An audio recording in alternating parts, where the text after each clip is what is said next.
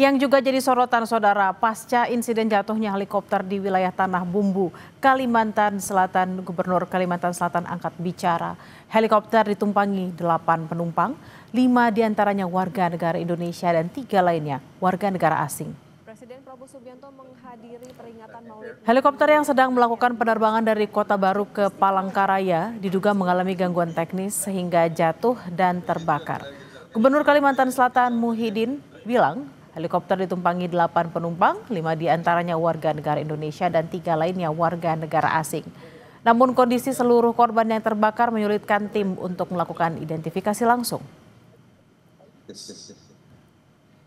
Itu tuh rekan-rekan yang mencari dari TNI, Polri, dan juga dibantu masyarakat akhirnya menemukanlah puing-puing helikopter yang ada terjatuh itu. Nah akhirnya setelah ditemukan gerak cepatnya luar biasa, akhirnya pada tadi malam itu sudah habis dibawa evakuasi, turun ke bawah dan dibawa ke sini. Nah jadi pada kesempatan ini pula kami beritahukan itu ada 8 penumpang tadi malam itu bisa dievakuasi di Rumah Sakit Bayangkara ini. Adapun yang di dalamnya itu terdapat dari Brazil, dari Australia, dan India. Dan yang lainnya dari Indonesia.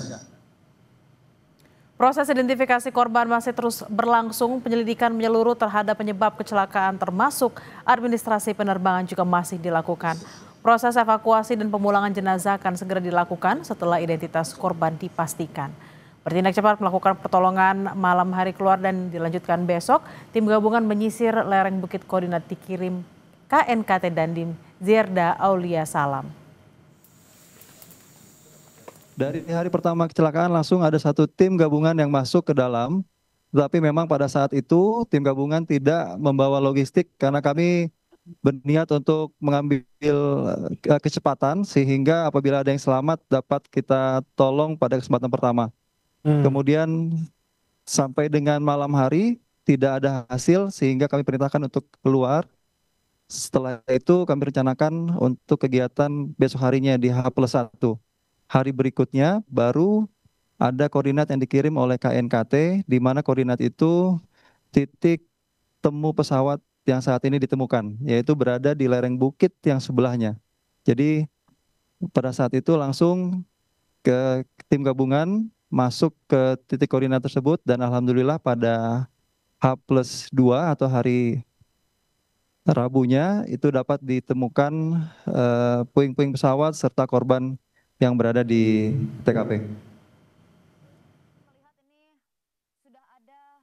5 unit ambulans yang membawa 8 jenazah korban akhirnya tiba di Rumah Sakit Bayangkara Banjarmasin Jumat dini hari.